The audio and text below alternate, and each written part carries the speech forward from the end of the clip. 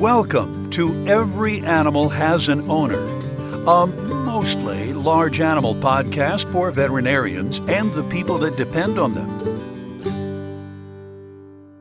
The components of a vaccine, of an inactivated vaccine, like we make at Medgene, are in essence two parts. One is the protein of the target.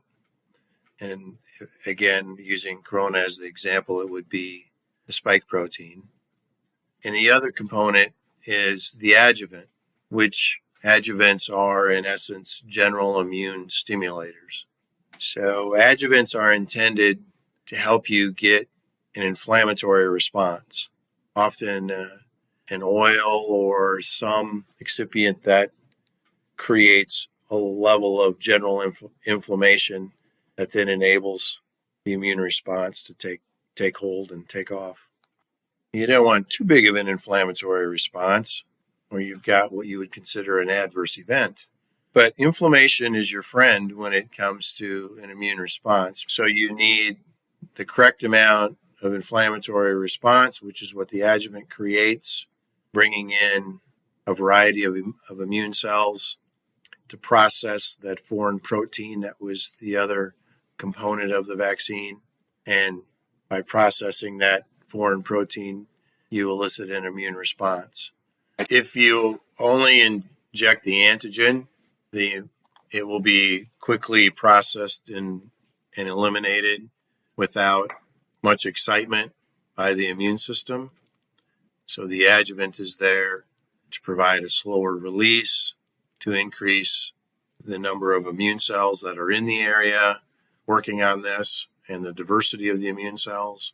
So the adjuvant is just a way of amplifying the immune response to the antigen, which is the target protein.